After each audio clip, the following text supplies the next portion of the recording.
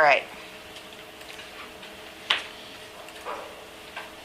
Well, I may retrace my steps just a tiny bit here because it's been, we watched Confucius last time, so it's been a while since we dealt with, when we got back into the dialogue. But at the point we left off, we were talking about the argument between Socrates and Callicles. And as I said, this is the most substantial argument.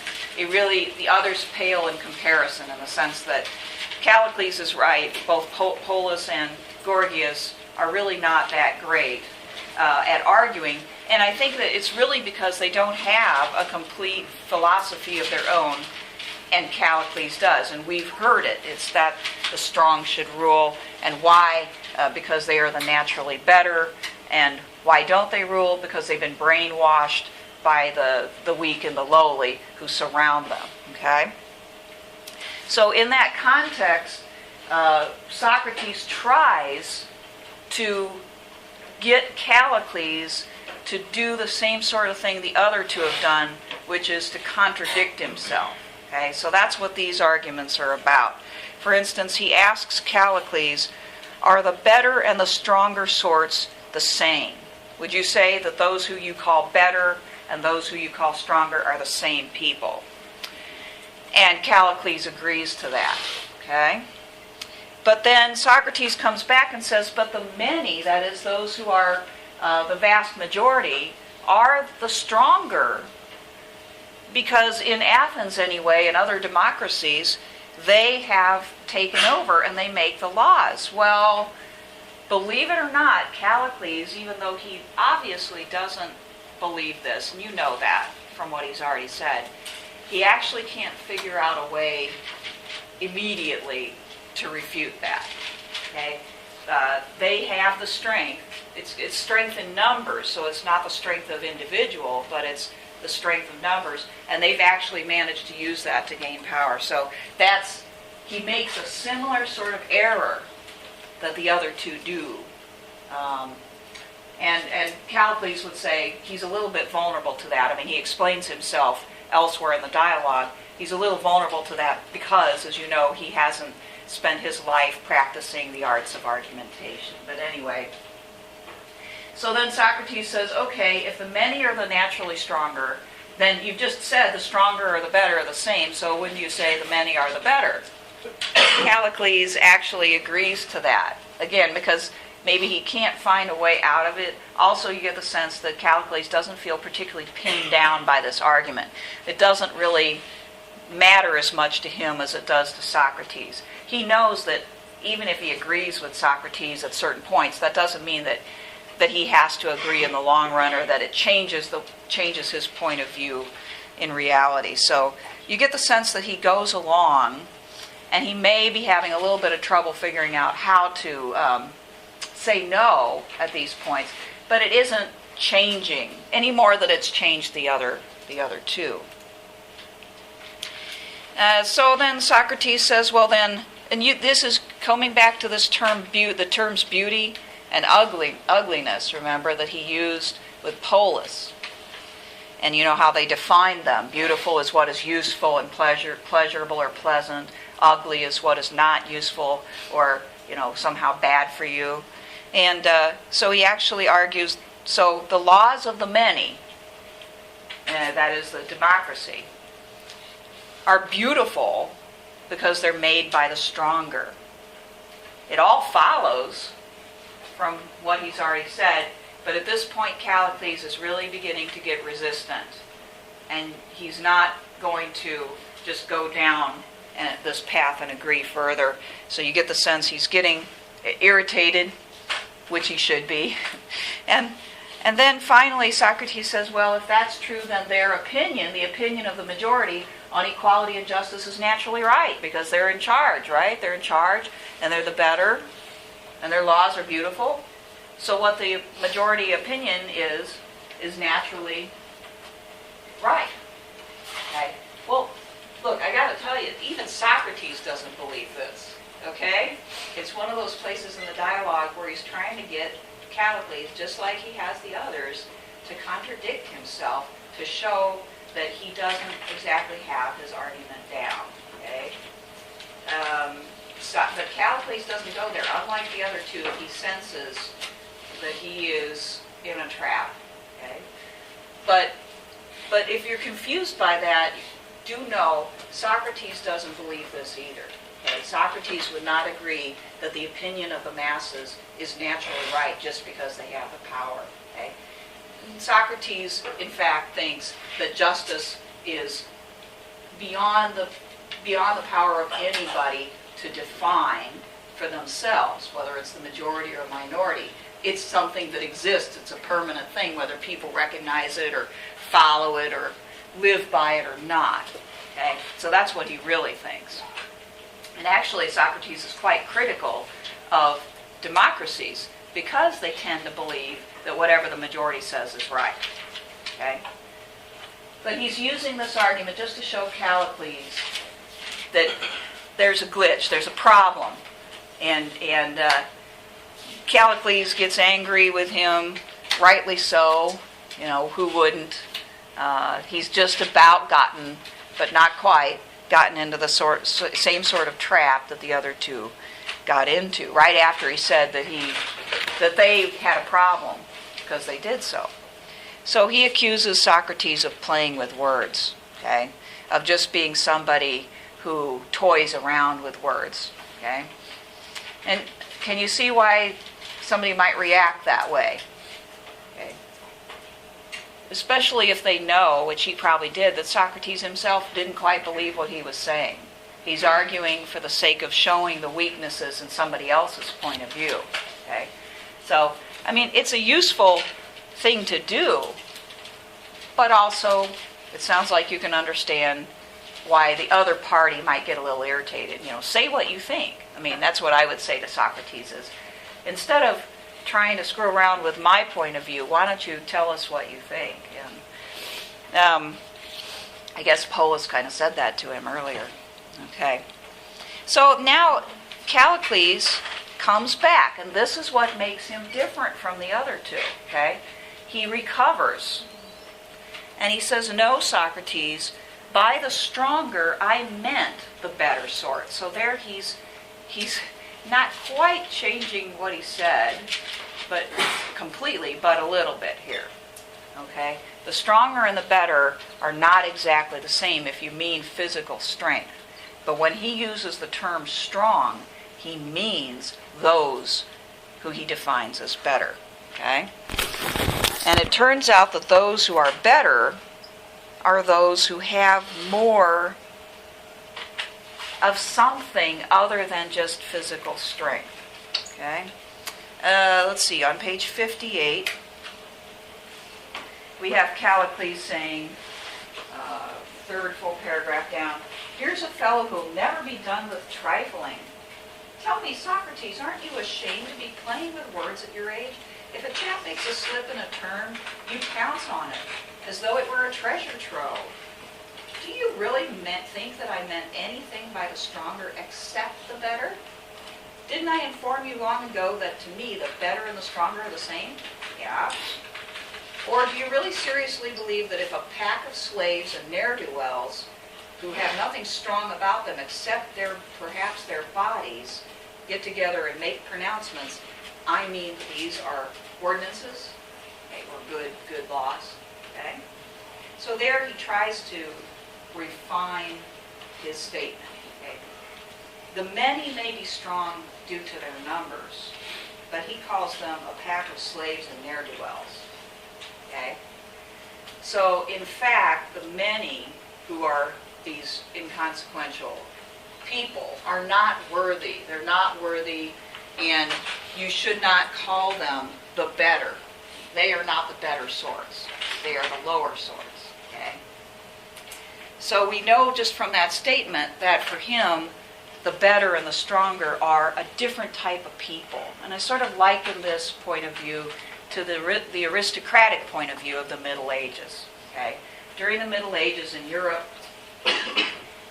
the aristocratic class, the noble class, truly believed that they were better in every way. Okay? That they were smarter, that they had more courage, that they had more character, okay? All of those things, and that those other people, the peasants, the serfs, okay, were lesser human beings. Okay?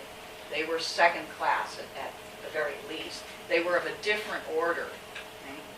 And they didn't have the same desires, wants, ambitions as those who were better. Okay? So they looked down upon them and they thought, well, these people, they can do the work.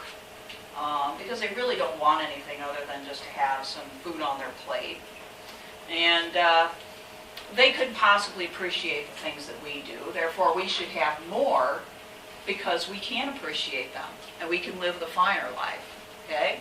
Now, I think this is kind of what Callicles is expressing here, and it's a correction then of Socrates' statement that the many are the better.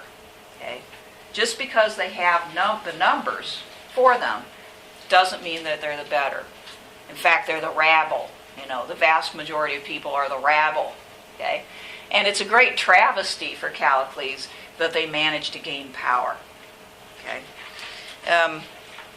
On page 59, he does say that these, the better, should, they don't in Athens, but they should rule the lower types. He says, third paragraph down on page 59, yes, that is just what I mean. This, in fact, I conceive to be justice according to nature. Okay, let me put that up on the screen here for a second. Because that's kind of important, that term nature. This, in fact, I conceive to be justice according to nature. He who is better and more intelligent should rule and have the advantage over baser men. Baser meaning lower. Okay? So that would, what he's saying is democracy is unnatural. It overturns the natural order of things. Okay? And he's asserting a sort of natural justice here then. Natural justice is for those who are better, more courageous, know what they want better things. Those are the people who really should rule.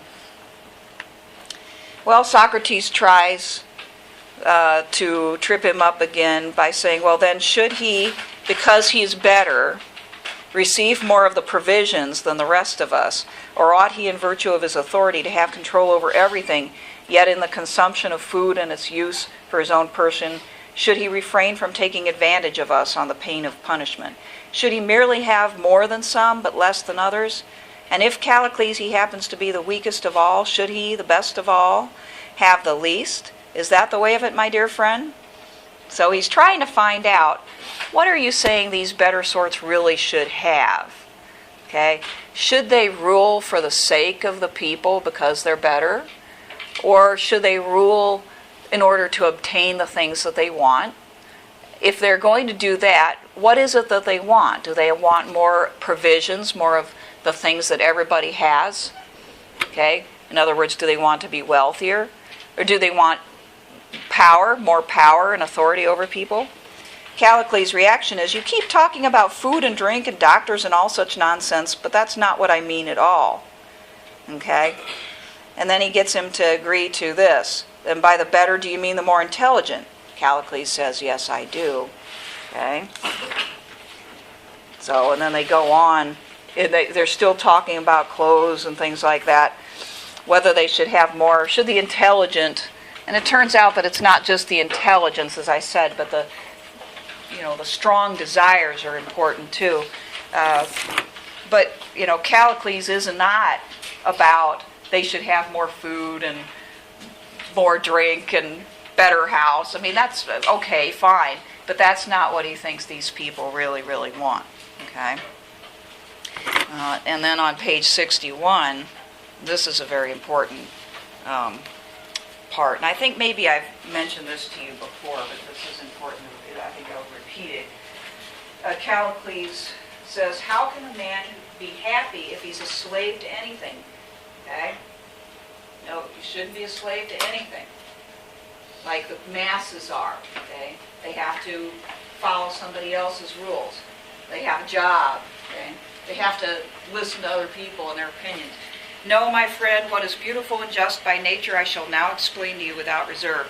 A man who's going to have a full life must allow his desires to become as mighty as may be and never repress them. When his passions have come to full maturity, he must serve them through his courage and intelligence and gratify every fleeting desire as it comes into his heart. This, I fancy, is impossible for the mob. Okay? So, again, there's the better sort and there's the mob. Okay? Now, Socrates says to Callicles, shouldn't a ruler who's any good at all be able to rule himself? Okay. He's picking up on that idea, a man should not be a slave to anything. And he's going to argue that, in fact, the type of person that Callicles admires is a slave to something. That is, he's a slave to his own desires, his own excessive desires. We can call what Socrates is promoting temperance or moderation. Okay? Socrates promotes the idea that first you control yourself, and then you have the ability to do your business in the world and operate with other people in an effective way. Callicles' response to that proposal is the temperate or moderate sort can never be happy precisely because they practice self-control. They self-limit. Okay? They're constantly saying no to themselves. They say, no, I shouldn't eat too much. I shouldn't drink too much. Okay? I shouldn't assert myself too much because that will anger other people. Okay? No one should have too much power because it corrupts them. Things like that, So I will moderate myself and control myself. Okay? And he says people like that are no better than dead men. They're like corpses. They're sort of technically living, but they're not experiencing life, because life is the experience of satisfying your desires, having desires and satisfying them. Okay? So you can't get too much different on this issue, I guess, between these two, except for Callicles would at least agree with Socrates that food and drink are not of the highest order of things for people to desire. Okay? But beyond that, Socrates advocates the life of moderation because he says that's what truly will make people happy in the long run. Okay? All right. Now, Socrates uses an analogy here to try to explain to Callicles why such a life of the pursuit of desires that he's just described is actually harmful to the person living it. He spends a lot of time trying to prove this point, that it's harmful to the person living it. Everybody, even Callicles would probably have to agree it's harmful to other people. He just doesn't care about that. Okay? Polus the same way. Polus says you'd want to be the king of Macedonia, somebody who can rule over others without any sort of repercussions and get away with whatever you want if you could. So that they know that it's going to harm other people. So if Socrates just said, well, it's wrong because you're hurting other people, this would not carry any weight with the people he's arguing with. So this is why he needs to argue, it hurts you. That's why he's trying to do that. So it's very difficult, but he says the life of a person like that, like Callicles described, is like a person who is trying to fill up a jar with water, but the jar has holes in it. And so he goes to the well and he tries to fill up the jar, and as he's walking away, all the water leaks out. Okay? So he's constantly having to go back and go back and go back, and that jar is never full. And so there's this constant loss. There's this constant sense that you don't have enough. I think another picture that he paints is of the little beach bird, the plover that you observe on the beach that goes around with this just peck, peck, peck, peck, peck all day long, running around. Have you ever seen those birds? It's amazing how fast they can go, and they eat several times their weight every day. and it's like they never look around, just, all day long. He says that's the kind of life that you're describing, in which you constantly have to work to try to just get what you think you desire. So when do you get a chance to actually sit back and enjoy that? Okay? So those are some pictures that he paints. And so, of course, the conclusion is the better way of life is that in which you can be content at some point. When there's if you're a moderate person, there's a point when you can obtain what you want, and you can enjoy it. And your desires are not so outsized that they control you and keep you ever pursuing whatever it is. Okay? In our society today, we use the term addiction quite a bit. I'm not sure whether addiction covers anything other than substance abuse, really, but people talk about sex addictions and addictions to gambling and addictions to, I guess you could put it in these terms, that Socrates would say some people are addicted to power. They love power so much that they'll do anything to have it. There's a certain type of character in politics that loves power so much they can't stop themselves from doing whatever it takes to obtain it. Okay? So addiction, of course, the reason why I'm a little uncomfortable using that term is because it implies that at a certain point you really can't help yourself. Okay? And I don't think that Socrates sees it that way. But certainly he does think that people get on this, this sort of treadmill, and they can't easily get off of it.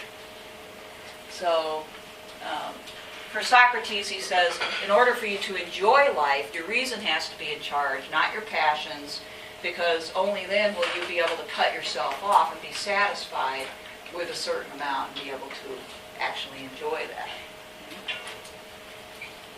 Does that make sense? I mean,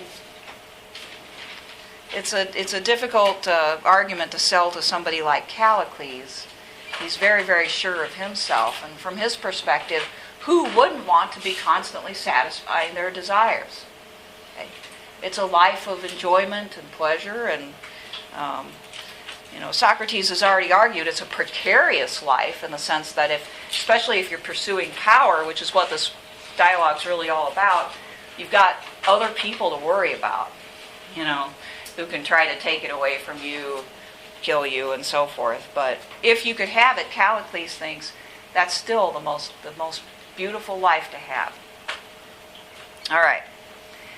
So, of course, Callicles, he's listening maybe, but he doesn't, these arguments don't penetrate. Okay? So Socrates tries again. And this time he says, would you agree that what we call pleasurable and what we call good are not always the same thing? He tries to get Callicles to agree to that. And that what we call painful and what we call evil are not the same.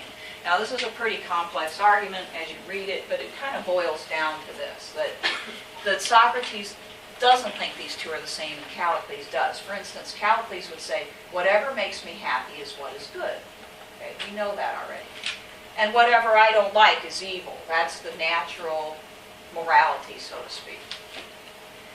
And Socrates' view is that sometimes what we do may be pleasurable, but it turns out to harm us, therefore we can't call it good for us. Okay? And sometimes that which is painful actually helps us and is good for us, so we can't automatically call it evil. Okay? Very different perspectives on this. So he tries to illustrate this with another argument about eating and drinking. Socrates tries to get to a level that people can readily identify with, and I think that's why he goes back to this. But it's analogous. It's not like either one of them really cares that much about just food and drink. But anyway, he says to Callicles, look, you feel pleasure and pain simultaneously when you drink and eat. Okay? Hunger and thirst are desires, and they can be very painful. And when you're really hungry or thirsty, that's very uncomfortable. Okay? But when you eat, when you're very hungry, you feel both the pleasure of eating and the pain of hunger at the same time. Same thing with when you're thirsty. In fact, the more thirsty you are, the better it feels when you have that glass of water. Okay? So they can exist simultaneously. Okay? Pleasure and pain. They aren't distinct things that either one exists or the other. Okay? So that's the first point that Socrates makes in this argument. We can feel them at the same time. Would anybody, is that an experience that you can identify with? In this life, as physical beings, that seems to be a universal thing. Hopefully we never experience real hunger, but everybody's been pretty darn hungry at some point and realize when they start to eat, for about the first 15 minutes, they're still hungry. And then at a certain point, it stops. And actually, he points out, the pleasure and pain cease at about the same time. Okay? You may have never really thought about this, but as soon as you stop being hungry, if you eat too much beyond that point, then it starts to become uncomfortable. Right? Or the same thing with your thirst. If you continue to drink too much, it's actually toxic. So there's a point when both of them cease. So they can exist at the same time, and they can also stop. They do stop at the same time. Okay? Now, remember, we're talking more about power. The reality of the argument is it's not really about food and drink, it's about power. All right? And certainly in the experience of the men who pursue this power, you could say that their desire for power and their pleasure at having it exist at the same time. And I think that's what Socrates has in mind. That these people live in a constant state of desire and turmoil about wanting more, but at the same time they also enjoy what they have and what they're obtaining. The obtaining of it, okay, is enjoyable. But they also, they pay the price of this constant desire. Then he argues, and by the way, I'm not really mentioning what Callicles says, because Callicles for a long time just kind of barely goes along in a very pro forma way and doesn't add anything, because Callicles does not agree with these things. Every once in a while he'll say yes, but he clearly does not agree and is not being convinced. But Socrates is still unfolding his argument. Okay? Now Socrates says, but good and evil, as opposed to pleasure and pain, they do not exist at the same time. Okay? And the way I put it up there is to kind of get you to see the point he's trying to make, because you could certainly say that something is both good and evil for different purposes. For instance, to be somewhat crude, I guess, but if my cat takes a crap in my garden, it's good for fertilizer. But if I picked up a piece of vegetable with it on there, it certainly wouldn't be good for me to eat. Okay? There are many things in life that are both good and bad for different reasons, for different purposes. But what Socrates is trying to say is they can't be both good and bad for the same purpose. Okay?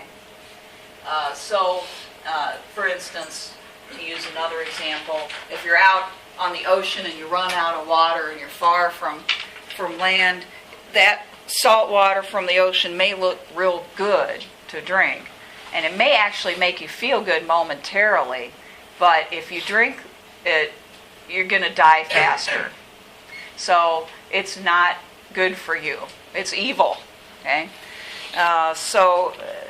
You may be able to think of a situation that might contradict this. I can't at the moment, but you may be able to. But all I can say is this is what Socrates' view is. And therefore, good and evil, which have to do with what is really beneficial to you and what is really harmful to you, is a different sort of beast, a different sort of thing than pleasure and pain. Pleasure and pain can be at the same time, but something is either good for you or it's bad for you. Okay? And there really isn't any in between. The problem is, Socrates thinks people don't always know clearly that something is harmful to them. So they may be confused, and they may think that what is pleasurable is actually good for them. But they'd be wrong about that. Okay? There are times when they're wrong about that. Okay. So how's it go so far? Does anybody have any questions or any problems with Socrates' argument so far? And obviously, Callicles has a problem with it, but as far as, do you understand it? Okay. Basically, the point he's trying to make. When you read this stuff, always try to think, what is his ultimate point? Don't get trapped in the tiny details. You know, remember what it is he's really arguing against, and that is the rabid pursuit of political power for selfish ends. That's what he's really trying to argue against. Okay, he tries to take another approach here to describe what he's trying to get at with Callicles. He says, wouldn't we say that both fools and cowards are bad people? Okay. Well, Callicles agrees. This is kind of a social no-brainer, you know. You certainly wouldn't want to say that a coward is a good person. And a fool is somebody who's silly and does foolish things, right? And he says, why don't you agree that the wise and the courageous are good? And he gets him to agree to that. So we have good people and we have bad people, and we can recognize them, supposedly. But both receive, he says, pleasure and pain. Nature doesn't make a distinction between good people and bad people. Okay? It's sort of like there's a quote in the Bible, you know, it rains on the just and the unjust. You know, everybody gets the benefits of the natural world. Okay? In this case, both the wise and fools, both cowards and courageous people, they both are susceptible to both pain and pleasure. And it says in warfare, and this would have resonated with people particularly, because all of these men admired very much the courageous, the heroic actions in battle. Okay? He says, well, notice that those who are brave and those who are cowardly both receive or have pain in battle, in the case of fear. Okay, so there he's actually acknowledging I think Aristotle said this, there is no one except for a crazy man who's not somewhat afraid in battle. Okay, you'd have to be crazy. Okay, so courage doesn't have to do with having no fear, because that's actually a form of insanity. Courage is being able to do what you need to do despite the fact that you're in a dangerous situation and you're fearful, and not letting the fear control you. Okay, so he knows that. He was actually a soldier himself. Okay, when he was younger. So he says they both feel fear when the enemy is attacking. They both feel relief or pleasure when the enemy is retreating. And actually, if anything, those whom we call bad feel more pleasure and more relief as the enemy retreats and they're still in one piece. So actually, those who are bad receive more actual pleasure from that. Right? What do you think of that argument? Does that help? Does that enhance the previous argument and make it more solid? Or does anybody find any issues with that argument?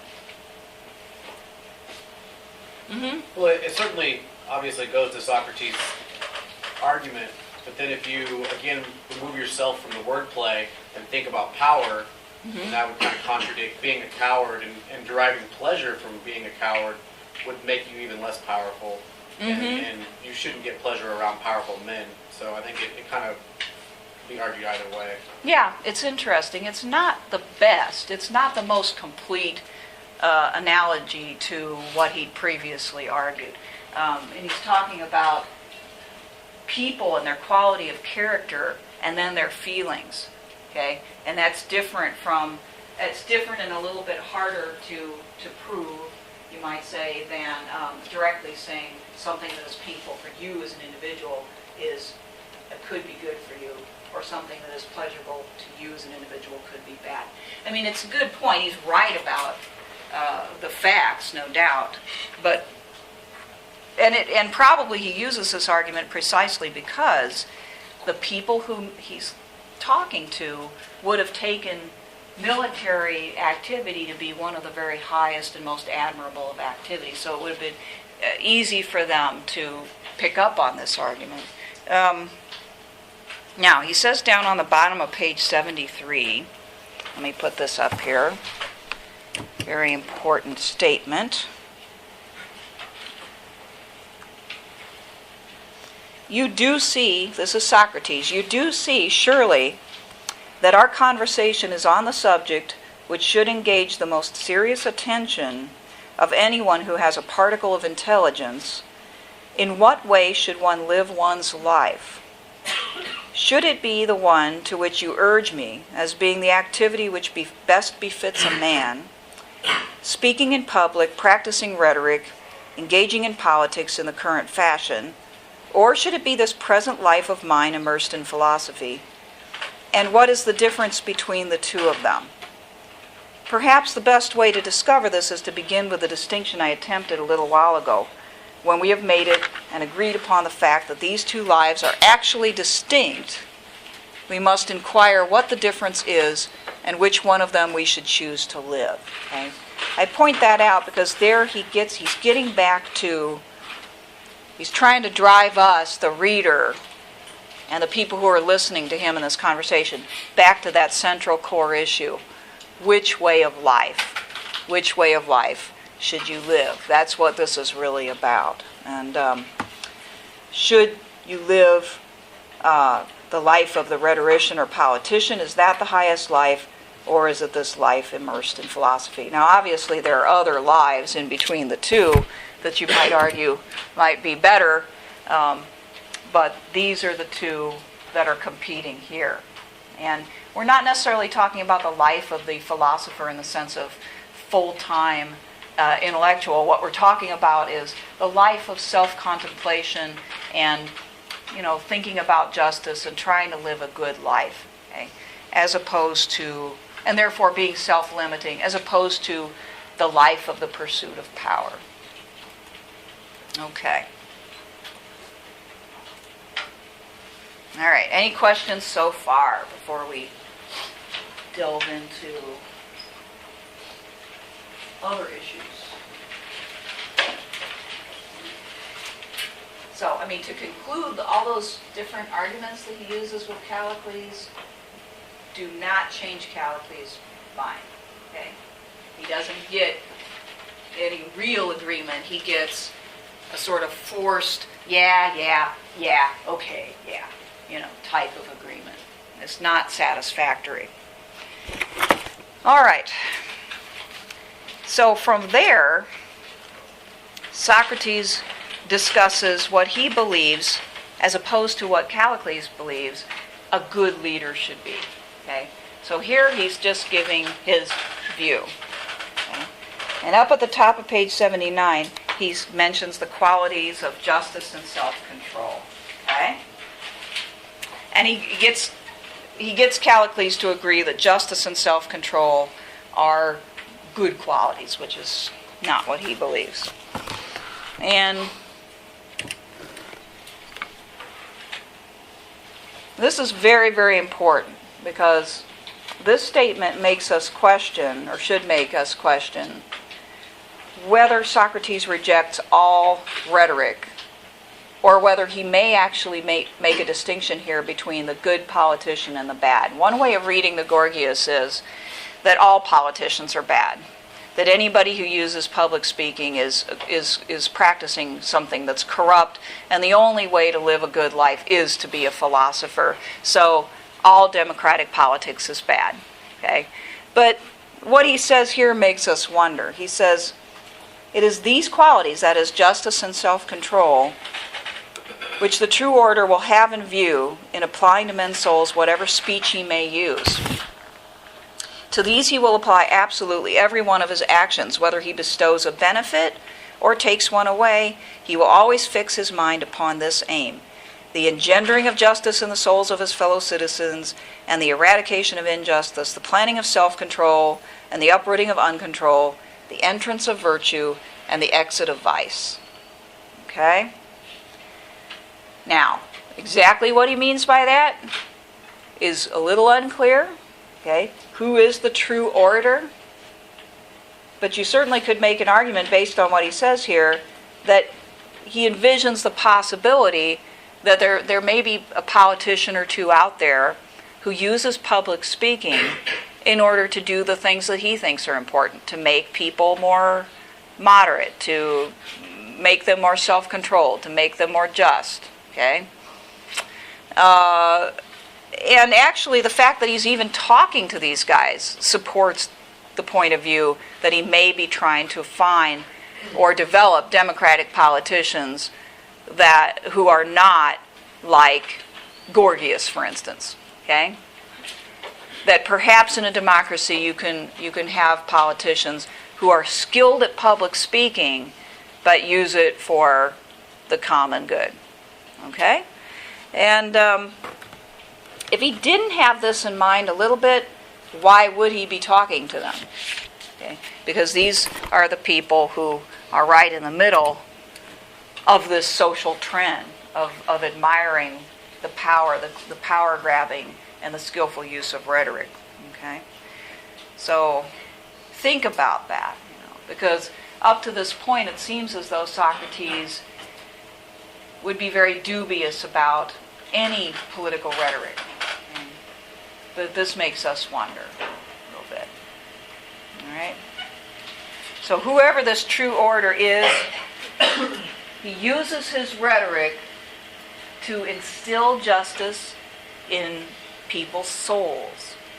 And to use more modern language, that would mean to help shape people's character.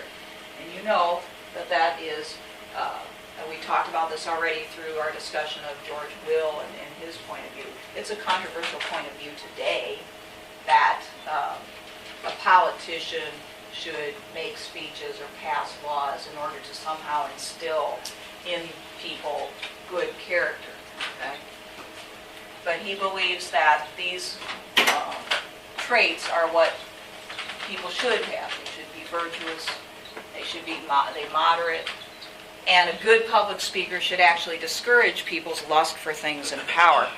And that's in contrast to what he saw actually happening in Athens. Remember the context of the Peloponnesian War and the mistake that the Athenians made in Sicily. Socrates blamed politicians who talked people into fighting, especially that second war, when they had no business doing so, that brought about their ruin. Mm-hmm. My question when it comes to Socrates' arguments is that if a politician does promote a certain objection that they want to do, that if they think it'll be in the best interest for Athens, let's say the war, I mean, if there's a position where they're able to make a quick victory and bring more prosperity to Athens and its people, then would that not be in the best interest for the people of Athens to do so? Well, and situations just happen to eventually further down the line kind of blow it up in their faces, but they still have the best interest of the people first. Yeah, you could certainly, there's two perspectives on this type of thing, and you've just articulated the other side, which is that, politicians, when they promote these actions, are trying to make their countries more powerful, wealthier, and that they have that intention in mind, and those things are good. Okay? What we'll find Socrates arguing here is that they're not. In other words, that if politicians think that what will benefit them and their country is expansion, for instance, and conquest. Okay, we're not talking about self-defense, but expansion and conquest, such as Athens did and attempted to do, that even if they're successful, he thinks those things were actually bad for Athens. Okay? So there's just a difference in perspective here on what's good for people. Socrates' view, which he does, you'll be reading this part next week, he does articulate, is that as Athens got more land, more territory under their control, and therefore more tribute from the people that they conquered, and they took slaves from those people, so they had more labor at their disposal. Okay, they became richer, more powerful, and so forth. That this actually harmed Athens. It harmed the people of Athens because it made them greedier, lazier, insatiably hungry, and it's what made them eventually make that mistake, because they were talked in. They believed that they could and should have everything, and so they readily consented to attacking the Sicilians, when common sense would have said, we probably can't do this, but they thought they could. So it led to a strategic mistake. So, do I necessarily agree with that? Not necessarily. I mean, I can understand why Socrates sees it this way, though, because of the mistakes that his own country made. Is it possible to pursue a foreign policy that's not isolationism, that's still good for people and doesn't fall into that trap? Probably. Yeah. And we don't live in times when, well, this is arguable, but I don't think we live in times where it's quite as easy to make the case to people, we're going to go conquer in order to enrich ourselves. I mean, this would have been an argument that you could have openly made, and people did openly make in this time that Socrates is living in, is, we'll conquer this territory because we'll get richer, and they won't be a threat to us anymore. We'll enslave them. It's all good, We don't make those kind of arguments now. But, yeah, I mean, that's the other point of view. And I suppose Socrates would be an advocate of a smaller Athens, an Athens that rules itself but does not rule others, because he believes that by doing so, people are made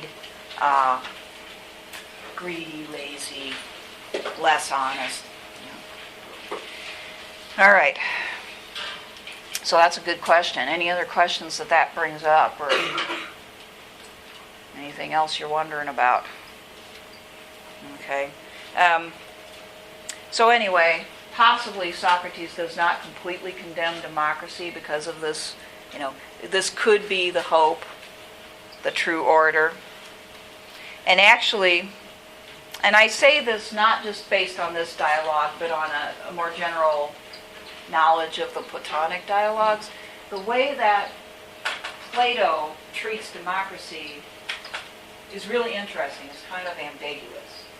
He certainly mentions all of democracy's flaws, and that's what's being focused on in this dialogue.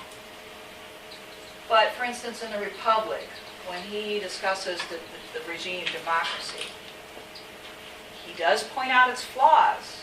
The number one being that people change their mind all the time and they're manipulated by politicians. But he also talks about the freedom that democracy gives, that the democracy is like a patchwork quilt or kaleidoscope of people. It contains all kinds of different characters. And in a democracy, if you want to, you can live the very best of lives, but also if you want to, you can live the very worst of lives and everything in between. It's your choice. Okay? So he does discuss the relative good of freedom and the fact that, when you think about it, this makes sense, because where else would Socrates have had the freedom for all those many years before it finally came to an end, to be able to do what he wanted to do? Okay? So he knows that.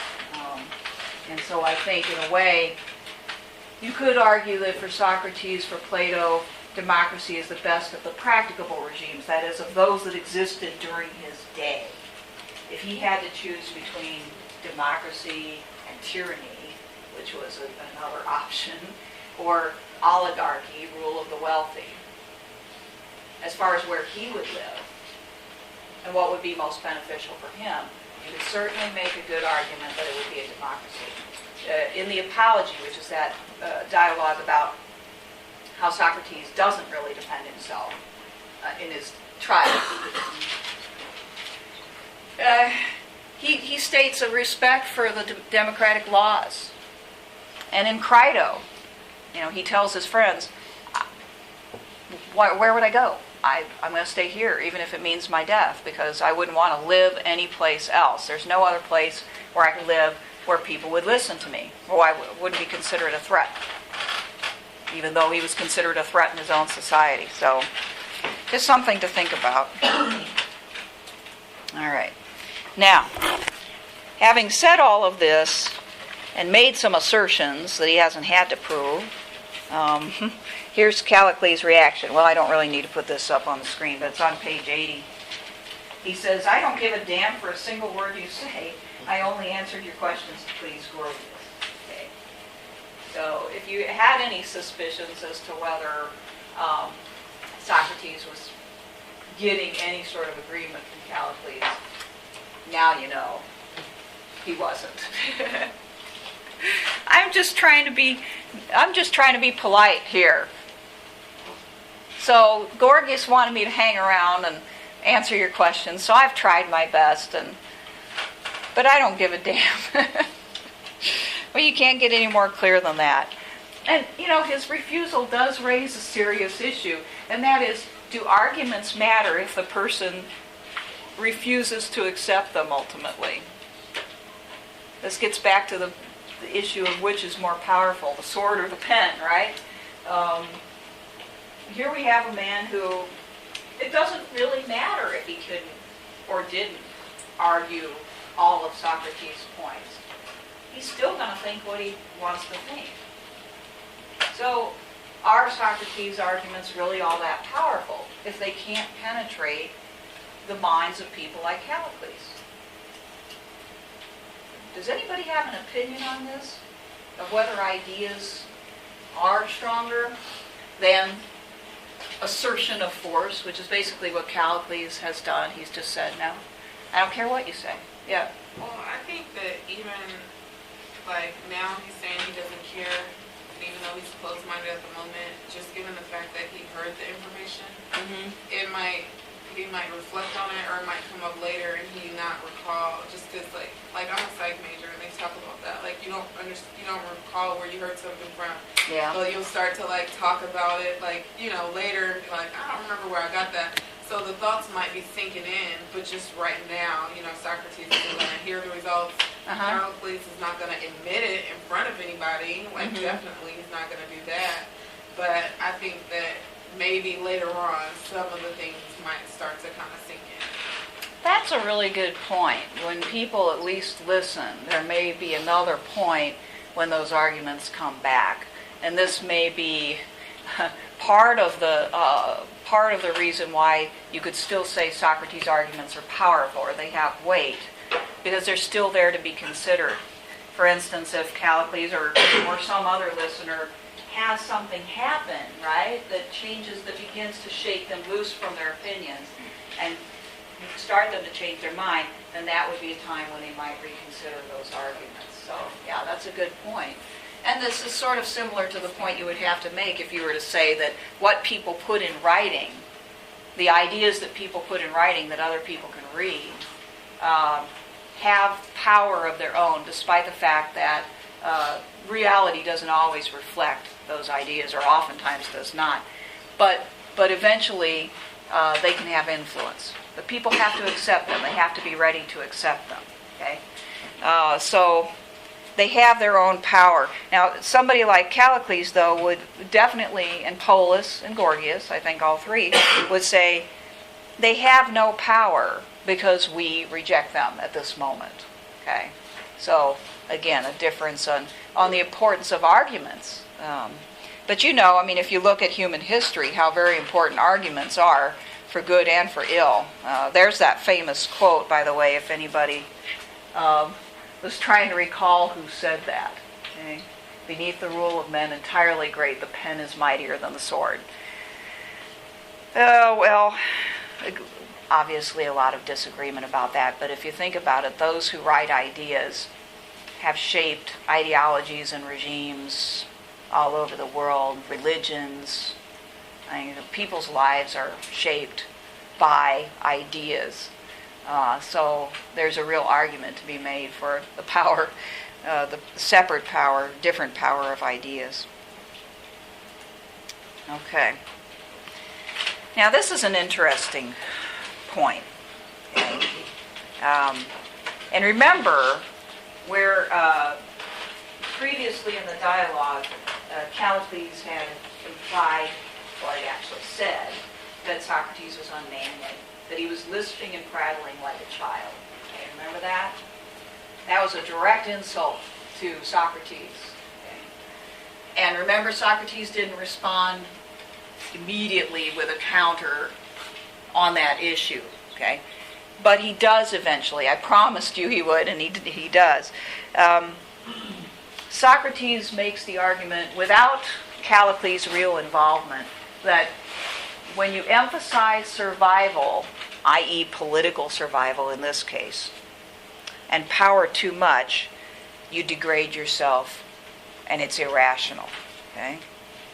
He's going to try to argue that these rhetoricians, they practice the art and skill of rhetoric, and they study this their whole lives, and they try to perfect it to be as persuasive as possible so that they can stay on top of the political scene in Athens and not be shot down, so to speak, by their competitors. The consequences of which could sometimes be rather severe if you became unpopular, okay?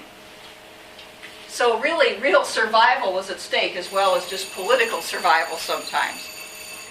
Socrates is going to make the argument that this type of concentration on survival and the skills necessary for survival is a product of weakness, the weakness of fear that somebody else is going to take advantage of you. So this sort of a psychological argument. Okay, I have that title up there, Is the Bully a Coward? Because it may resonate a little bit with you. You've probably been told at some point that those who try to push other people around have a sort of deep insecurity inside of them. And the reason why they do this is because they want to feel good about themselves. I'm not sure if I always believe that. That may sometimes be true, maybe not always.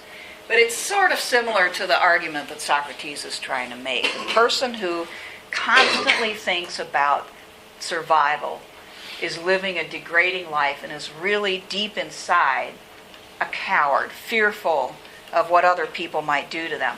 Remember Polus, saying more or less, life is a competition amongst people, and it's better for you to be on top than to be a victim. It's better to be an aggressor than somebody who takes other people's aggression. So he lives in that type of psychological world, okay, where you really have to try to defend yourself. Okay, so Socrates has this dialogue with himself because there's no one else talking at this point. And he says, first of all, I deny that to be vulnerable to abuse is the worst fate. He's already said this. To be a victim is not the worst thing that can happen to you. Okay? He says to Callicles, I've stated my reasons for this, and you have not countered. Okay? So he points out the obvious, which is that as he's been making this argument, Callicles hasn't really, at a certain point, he stopped responding. Okay? Now, does vulnerable mean you have to be a victim?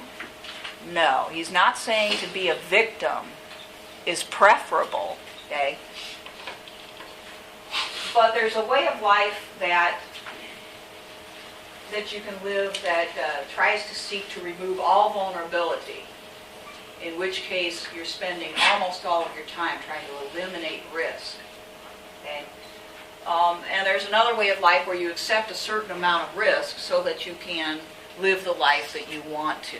Okay? And this seems to be the distinction that Socrates is making. Okay?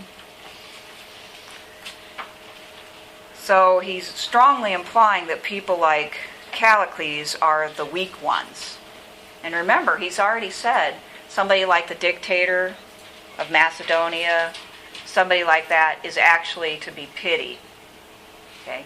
He's actually living the worst type of life. So he's being consistent here, but he goes beyond what he said before.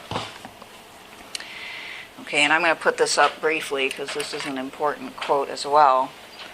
On page 88, Socrates says, Do you really think that this is the object of our lives?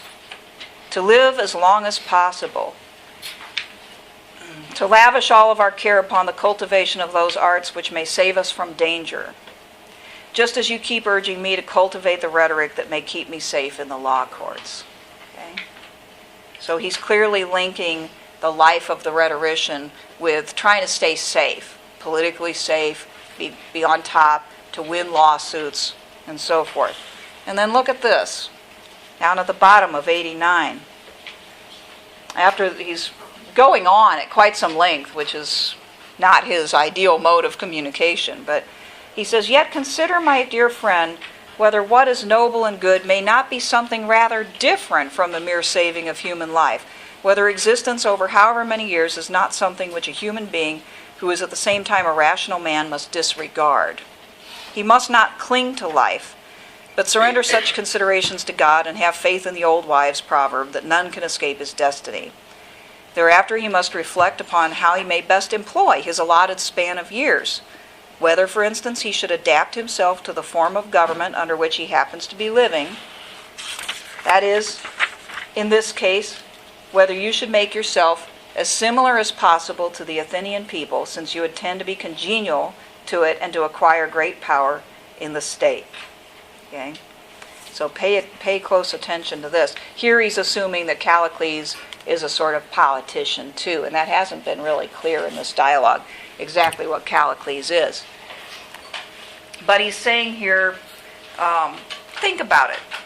Do you want to, for the sake of political survival, to be on top and to not be victimized by others who are your competitors, to do whatever it takes, in this case, to flatter people? Remember, he's talked about rhetoric as a form of flattery. And that's because you're having to constantly try to figure out what people want to hear and then repeat it back to them and make them feel good about themselves. Okay? And that's how the democratic politician stays on top in his view. Okay? So do you really want to spend all of your life thinking about how to flatter people and cajole people so that you can be popular? Is that really a desirable way of life? And to get into that point where if you can't keep that up, you may actually be not only politically in peril, but perhaps be exiled or fined or even condemned to death in such a system. Okay? Perhaps he's saying it would be better to take a certain amount of risk to live your life as you want to. And this is where Socrates is basically referring to his own choices. Okay? He's done exactly what he wants to do. Some people in his society thinks he's really obnoxious.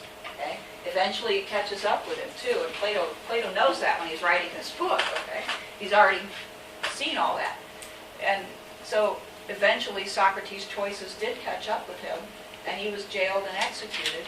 But in the meantime, he lived his life exactly the way he wanted to, without feeling constrained to say anything he didn't want to say to people, okay?